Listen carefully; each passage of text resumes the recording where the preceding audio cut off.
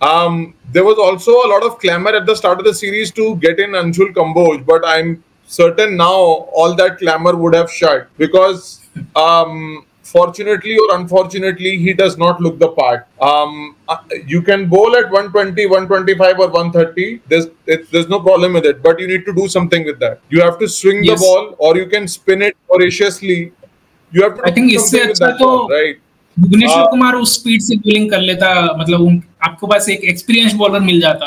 अगर 120 से 125 126 का ही बॉलर चाहिए तो आई थिंक भुवनेश्वर कुमार वो बैटिंग में भी आपको डेप्थ मिल जाता, जो जिसकी चलते वो कुलदीप यादव को टीम में नहीं ले रहे कि हमारा बैटिंग कोलैप्स कर जाता है, हमारा बैटिंग डेप्थ चाहिए. Exactly, and all of us are we know what happened 11-12 years back when Bhuvneshwar Kumar actually went on his first international tour to England. वहां पे पहले 2 टेस्ट मैचेस के बाद he was leading the batting as well as bowling charts for India for the series.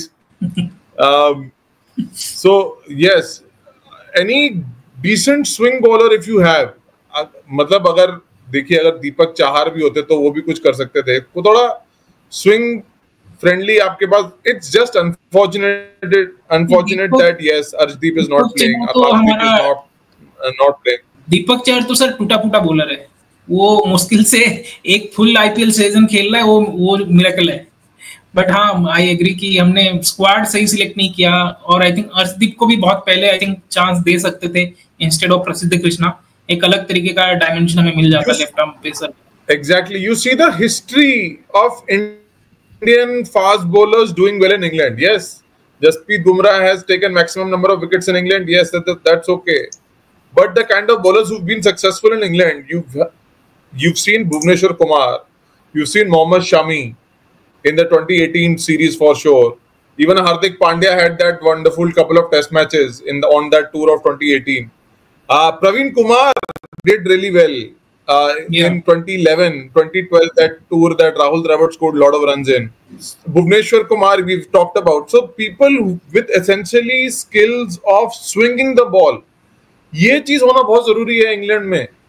Anshul Kamboj में वो पहनापन गेंदबाजी में नहीं दिखा. मे बी वो मिलिट्री मीडियम तरीके से वो एक्यूरेट हैं, लेकिन उनकी गेंदबाजी घुमावदार नहीं है. और अगर गेंदबाजी घुमावदार नहीं होगी तो जो अनुकूल परिस्थितियां हैं वातावरण को लेकर, पिच कंडीशंस को लेकर, उससे वो बेस्ट एक्सट्रैक्ट नहीं कर पाएंगे. Right, so it's unfortunate that और आई थिंक मुझे लगता है ना, जो अंशुल कंबोज को फास्ट ट्रैक किया गया, आई थिंक मैंने ही हमारे लाइव में बोला था कि उन्होंने इंग्लैंड ए के अगेंस्ट अच्छा परफॉर्म किया था. बट एक चीज यहाँ पे समझनी पड़ेगी टीम मैनेजमेंट को कि वो किसके अगेंस्ट किया. उन्होंने इंग्लैंड ए के अगेंस्ट किया, जो मतलब उभरते हुए खिलाड़ी हैं, वो इंटरनेशनल प्लेयर नहीं है.